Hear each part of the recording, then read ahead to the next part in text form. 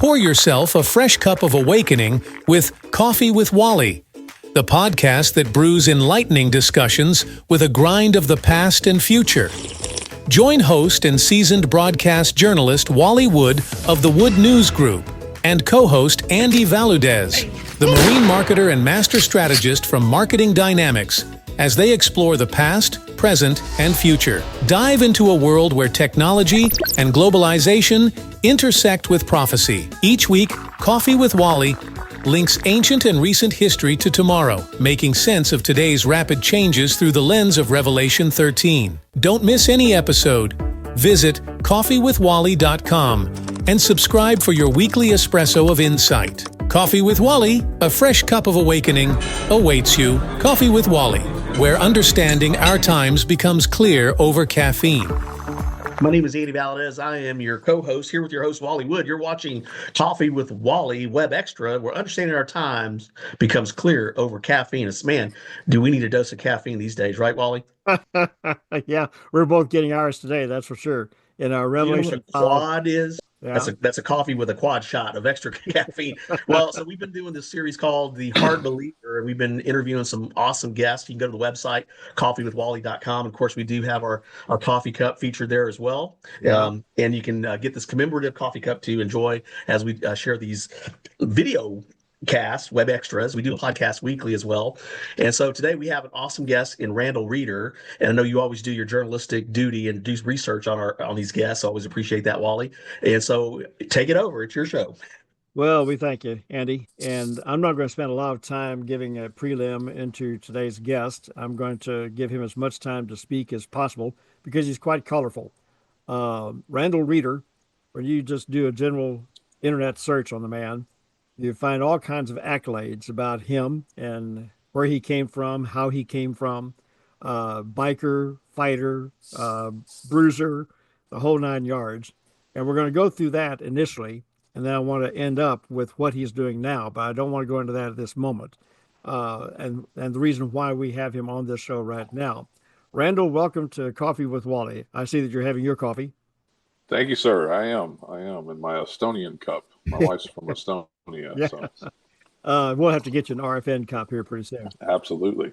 Give us a background. First of all, where were you born and how you came up in your youth? Right. So I was born in Pasadena, Texas. My father was a plumber, second generation plumber. I'm actually a third generation. My brother's a third generation plumber. Most of my cousins are plumbers. And had Reeder Plumbing in LaPorte, Texas. After Vietnam, they moved from Amarillo because my dad had gotten back from Vietnam as a Navy Seabee, and actually NASA was building all these houses, and Amarillo had shut down an Air Force base and all that. So they relocated to there, and that's where he met my mother, and that's where I was born. And then I kind of spent my whole childhood between my dad was a kind of a serial entrepreneur, and so they'd bought 100 acres up in Carthage, Texas, and they would go back and forth, raise limousine cattle or Arabian racehorses or whatever. And as we would live there a few years in Carthage, maybe 4, 5, 6 years, and then go broke and go back to plumbing. My father would, and as entrepreneurs do, Yeah. And and then finally when I was 18, I mean, lots of stuff I'm skipping, but they can read it in the book, and once I get finished, and I got kind of through series of circumstances drafted, or so to speak, asked to be a pro wrestler. So I trained with Ivan Putski, the Polish Power, big WWF legend, and started there and just progressed on throughout my years, and spent my young adult years as a pro wrestler.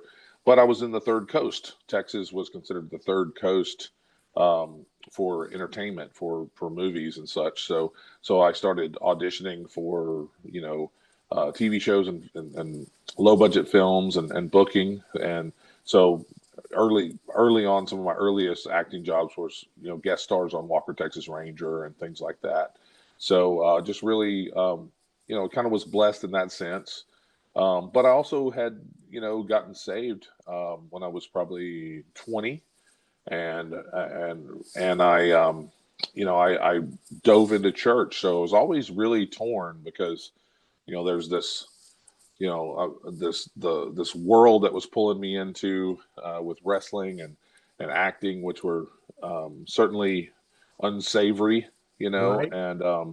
and then there was this ministry, to where I was, a children's pastor as my kids got older, or my kids were born, and I missionary to Brazil and all this kind of stuff. But eventually, I did move to Hollywood, and that's where the madness really took over. So yeah, did a lot of movies. I've done quite a few projects. When you say a lot of movies, what's in the number? How many movies?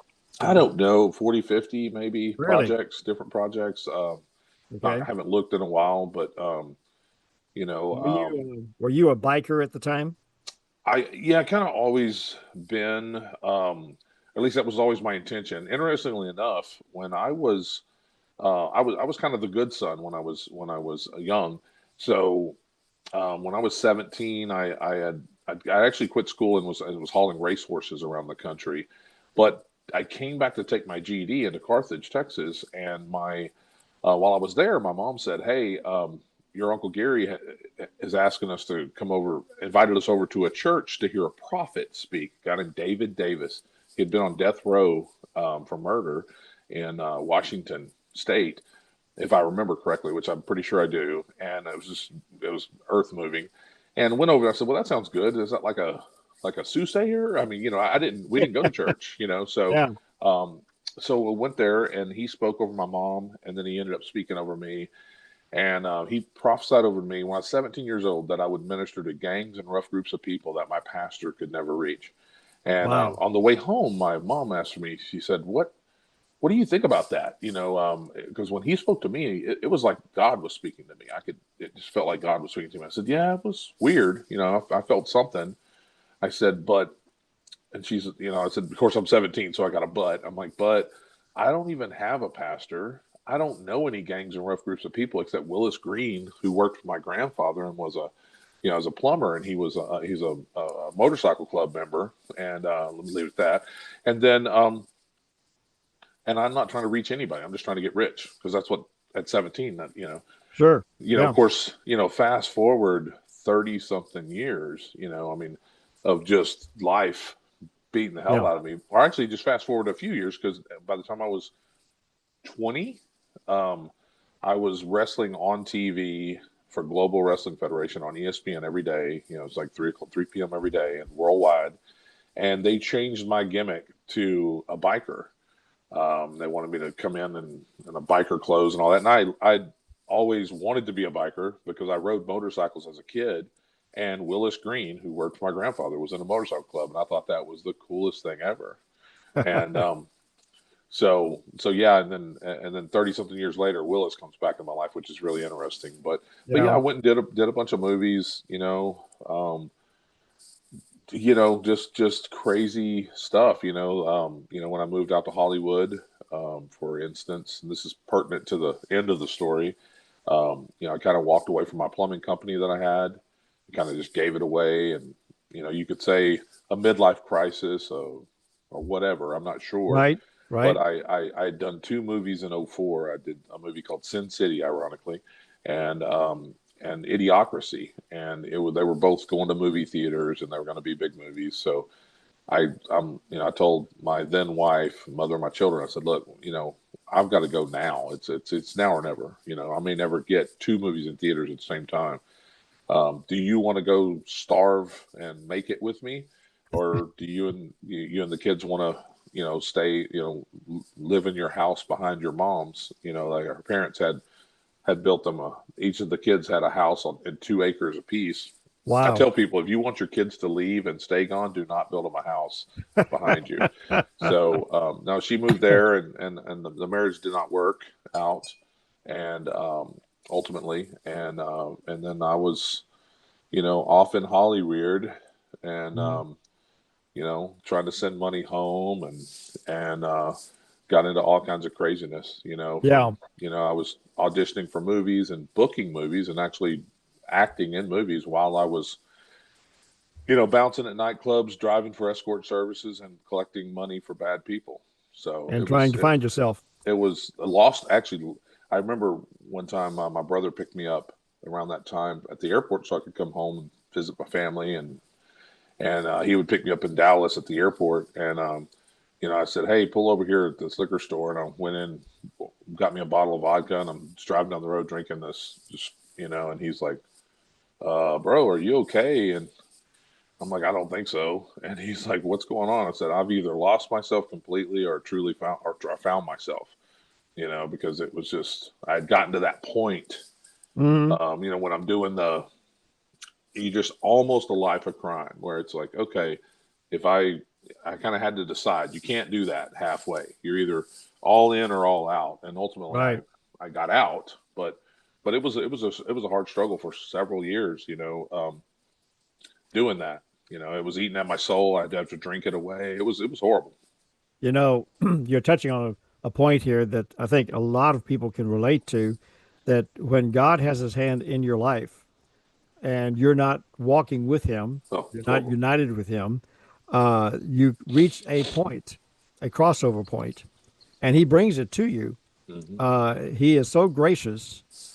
And I'm intrigued by the fact that this prophecy came to you at a younger age. You were not walking with the Lord at the time. You were into a religious thing, going to church, but you Oh didn't no, I wasn't really. at church. Oh, you were Never not. had just been to Okay. church visiting people. So yeah, Okay. even So more you were not. interesting. You weren't connected with God at all. And here he I gives was you this searching, prophecy. I mean, my, Yeah. my mom always thought that I would do something great for the Lord, Yeah. but we didn't go to church or anything like that. But I had a hunger. I would visit my family's churches, and I'd go to the Kingdom Hall with my Jehovah's Witness cousins. I'd go to church with my Methodist aunt, and my Baptist friends or whatever. I always Yeah. liked church, but Right. I definitely wasn't. I mean, I didn't have I wouldn't say I was born again. I Right. mean, maybe I was, maybe I wasn't, but I don't. You Sure. know, but yeah, Well, a lot of that is reflected in just the lifestyle and the way that you're walking. By their fruits you will know them, Jesus said. right. So, but here you are now. You're at a cross point, and you're having to now face a decision Hmm. that at some point in all of our lives we have to come to grips with. Hmm. And he's reaching down, he's getting your attention. Hmm. And what did you do at that particular point to break away from that path that you were on? Well, for me, it was, I had again, I was saved, and even while I was collecting and doing all that, I was reading the Bible in the morning and going to church on Sunday. And Okay. now I would go get drunk on Sunday evening because it devastated me when every time I would see families leaving to go to dinner. Where are we going to lunch, kids? And I would just go to the bar and get drunk. Right. So it was a really difficult time. And then eventually, I just kind of, God just through His grace and mercy really drew Mm-hmm. me back. And over many years, to where it's like I want to make these Christian movies. I'm tired of doing these movies that I'm doing. That that my mom can't even hardly watch. Right. And then I ended up doing Sons of Thunder on PureFlix. I did a series called Sons of Thunder that I created it, produced it, starred in it. I was David A.R. White, the founder, asked me to pitch a series, and I did, and they picked it up, and it was awesome, and loved it, and then I had another stroke. I mean, they're so crazy. I've had multiple strokes over the years. It's just crazy Really. stuff, and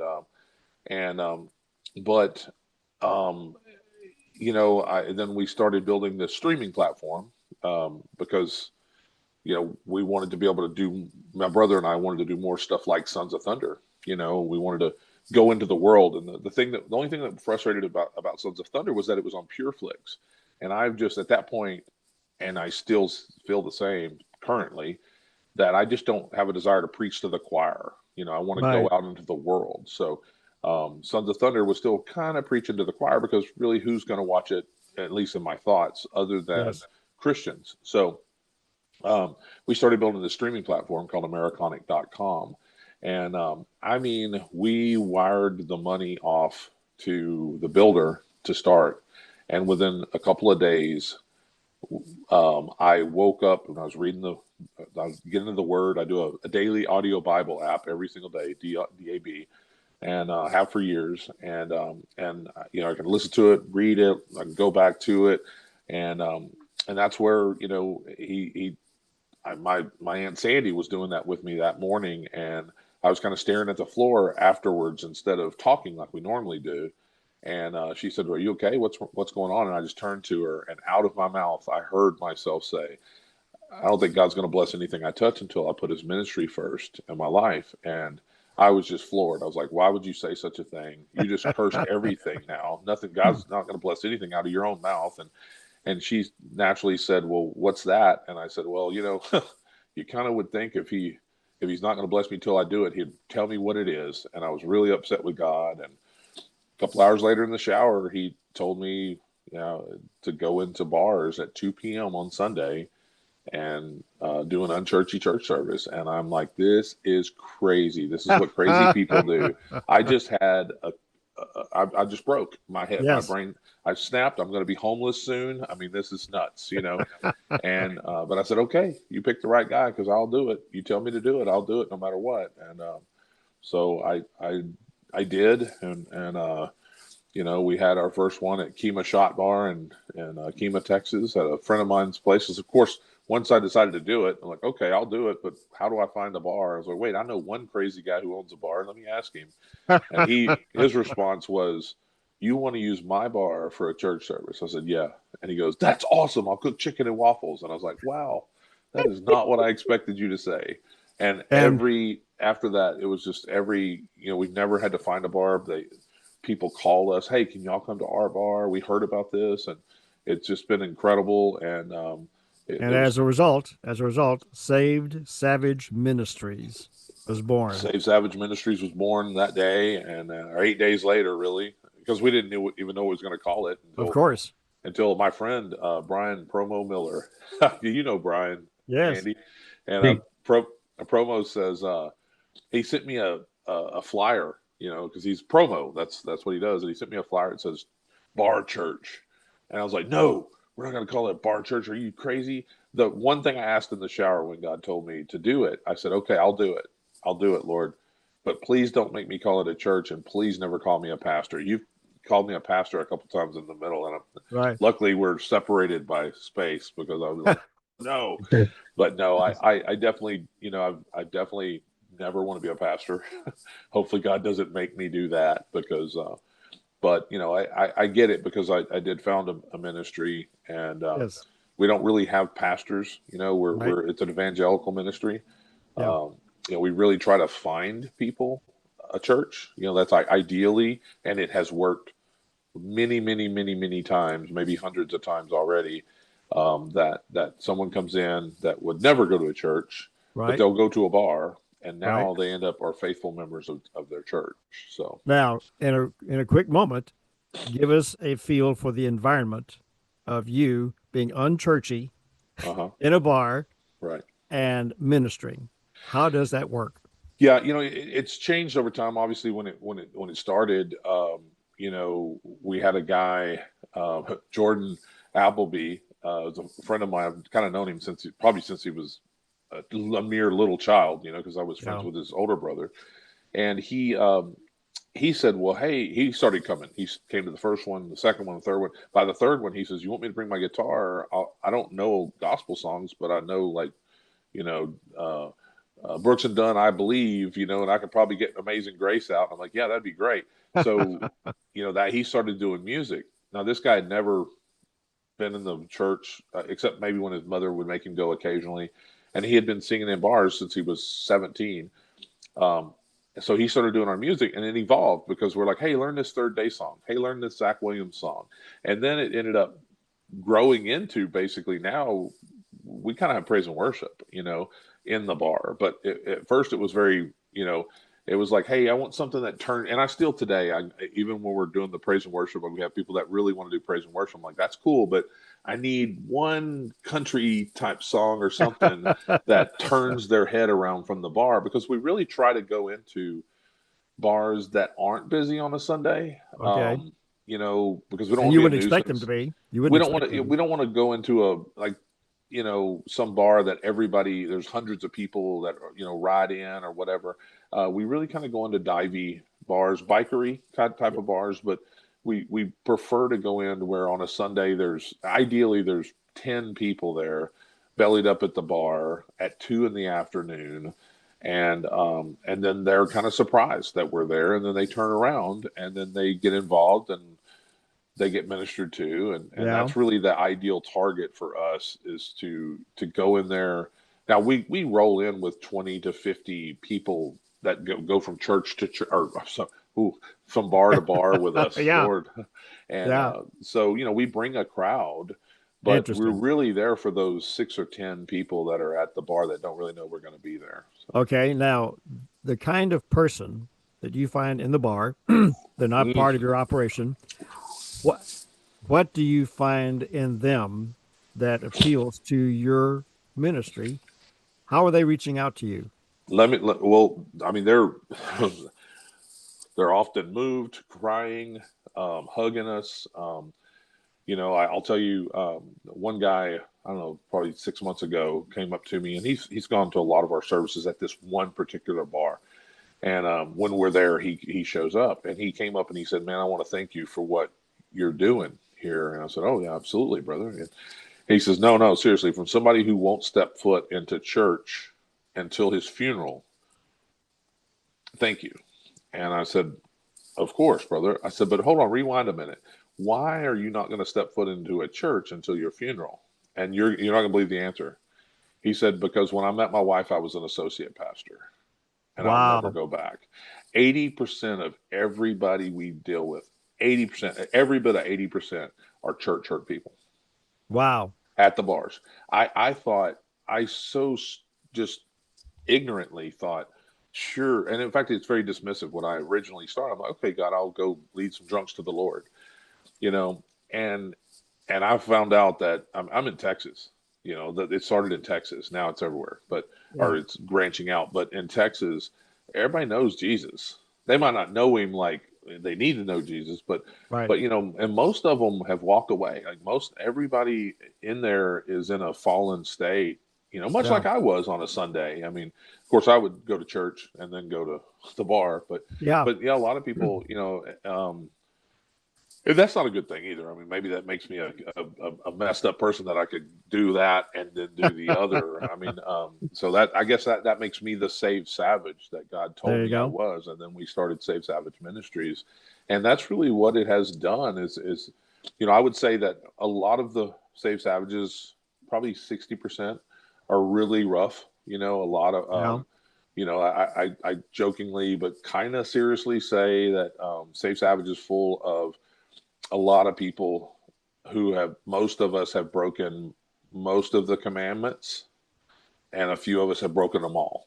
So, or many of us have broken them all. Amen. So, it's a lot of rough people, a lot of bikers, a lot of, just, bar flies, a lot of, I don't know, just a lot of, I mean, each tribe is different, by the way, because, up in Northeast Texas, it's a different type of, people that are drawn to Save Savage. And of course, now we're doing like Albuquerque and different places. But definitely, it's people that don't want the religion. That the religion turns them off. And, and then we try to be that bridge between the two, because, I'm pretty anti-religious, even though I love church, and I don't miss church if I can. If it all can be on a church, even if it's somebody else's church, on a Sunday, I'm in the middle of nowhere, I'll just walk into a church. I do love church, and I love the assembly of the brethren. I'm all for that. At the same time, I can acknowledge that that Christians have done a really bad job in the church of being the church and ministering to people. I think that's your message too. And, I'm reminded of the scripture that says that he is at work within you, both to will and to do his good pleasure. He called you into this long before you ever knew him. Right. And I think that this is, I've got a series of messages myself that I've entitled Becoming a Hard Believer. And that takes you beyond being churchy. Right. Okay. And I've been in situations in my own life that required that I be a hard believer, or I wouldn't be sitting before you right now. Right. I think this is the essence of what you're doing. Mm. I'm reminded again in Scripture where it says that in those last days, those dark days, those who know their God will rise up and do great exploits. Mm. Mm. And this Amen. is not this is outside the realm of being churchy. Right. You are Well, deeply connected to your God. sorry to interrupt, but Go ahead. if the thing is we should, in my opinion, go to church to get fed Mm-hmm. and built up and prayed for so that we can Right. go into the world. Um, at least two scriptures, and Mark and Matthew, is the Great Commission where Jesus in Mark said, Mark 16:15, I believe, said, go ye into all the world, preach the gospel to every living creature, baptize them in the name of the Father, Son, and the Holy Ghost. They'll be saved. Anyway, you know the scripture. Yes. And then in Matthew, he says, he says, go make disciples. So Yes. that's the two scriptures to me that I recall that Jesus tells us what to do. He says, go preach the gospel and baptize them and go make disciples. So if we're only doing one, then we're only doing half the gospel. There you So go. if we're discipling, that's half the gospel. We got to go preach that gospel. It doesn't say build a sign, buy a church. It says go ye. So we Yes. go ye into the bars, the motorcycle rallies. We don't go to the candy motorcycle rallies. We go to the real motorcycle rallies, the 21 and up motorcycle rallies. Yes. That we don't want to be there at night, Right. when they get to partying, but we're there the next morning handing them out coffee, and we do that, and then we do Bible studies in the midweek, and we because we've got to disciple them. We can't just leave them there. We got to go Right. back. That's There the you go. problem I see with prison ministry, which we're a big part of. I've just started doing that last couple of years, and I love it. But you got to go back. You got to Yes. you don't just preach Make the gospel and we had a bunch of people come to the Lord. Praise God. Let's go to the next prison. No, you got to go you back and disciple. you make disciples. Mm-hmm. That's what that commission's all Meet those about. needs. Yes. Absolutely. So, We are about to run out of time. I can see where this is going to lead to another interview. yeah, we got to do this again. I want to go deeper with you in these matters. We've been interviewing Randal Reeder, and he's the founder of Saved Savages Ministries. And we're going to do this again, Randal, if that's okay Yes, with you. please. I would love to. Amen. Andy, take it. Thank you, Randall, for being gracious to accept this interview and using your influence, your notoriety, and your authenticity to connect with people. You're a gentle giant, but you're formidable, right? Yeah. So that's always a good measure because Jesus says we're to be as wise as serpents and as innocent as a dove, and you command respect those that know you and care about you, etc. But you get the attention of men that ordinarily you wouldn't get attention for, right? If that makes sense. Right. Yeah. And then I'm reminded in the Marine Corps, we used to have a saying called hardcore. That means you're so gung-ho and focused and dedicated that you have this camaraderie, esprit de corps that I think Napoleon Bonaparte called, you fight as one in essence. So you have your tribe, as you mentioned, Randall. But I want to thank you for being a part of this. I think I had some other comments, but let's see here. Do I pass the test of being a hard Christian? Oh, yeah. Yeah, you Yes, don't you fit do. the mold. You definitely you are do. peculiar, and that's really what we are as Christians. We are a peculiar people, meaning not weird, not strange, but there's something about your walk that draws attention, right? That people want to know that, again, we couldn't connect to the people that you're connected to, but you definitely are making inroads there, and you're letting God guide you every step of the way. So we appreciate that. Again, you've been watching Coffee with Wally Web Extra, and tune in again where understanding our times becomes clear over caffeine.